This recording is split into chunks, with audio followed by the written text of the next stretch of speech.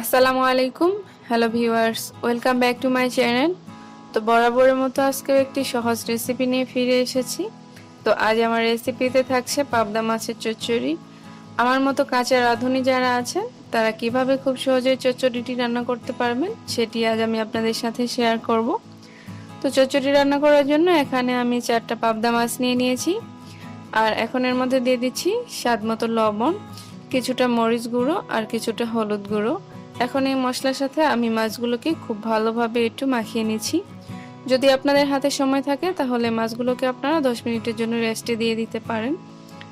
তো এখন এখানে আমি একটা প্যান নিয়ে নিয়েছি আর প্যানের মধ্যে দিয়ে দিচ্ছি 2টা আলু কুচি আর দিয়ে দিচ্ছি 3-4টা পেঁয়াজ কুচি, আরও দিয়ে দিচ্ছি 6-7টা মরিচ কুচি, স্বাদ মতো লবণ, সামান্য পরিমাণ হলুদ গুঁড়ো আর দিয়ে দিচ্ছি পরিমাণ মতো রান্নার রেগুলার তেল।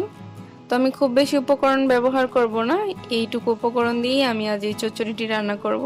এখন সবগুলো মশলাকে আমি খুব ভালোভাবে মাখিয়ে নিয়েছি আলুর সাথে।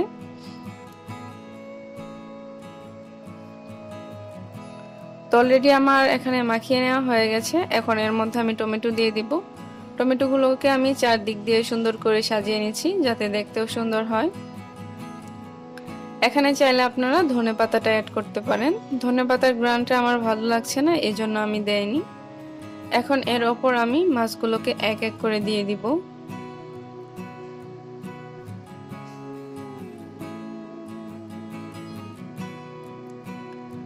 সবগুলো মাছই আমার এখানে দিয়ে দেওয়া হয়ে গেছে। এখন আমি এর মধ্যে পানি দিয়ে দিব 1 কাপ পরিমাণ। পানির পরিমাণটা আমি একটু বেশি দিয়ে দিচ্ছি, কেননা আমি কিন্তু মাছগুলোকে আলাদাভাবে সেদ্ধ করিনি বা ভেজেও নিইনি, যাতে খুব ভালোভাবে মাছগুলো সেদ্ধ হয়, এই জন্য আমি পানির পরিমাণটা একটু বেশি দিয়ে দিলাম। এখন ঢাকনা দিয়ে ঢেকে আমি চুলায় বসিয়ে দিব। তো চুলায় বসিয়ে দিয়েছি আর চুলাটাকে অন করে দিয়ে দিয়েছি।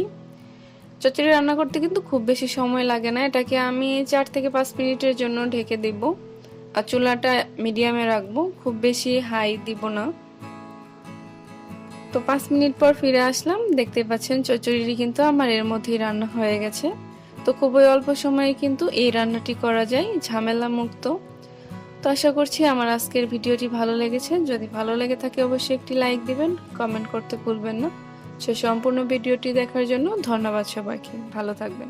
আল্লাহ হাফেজ।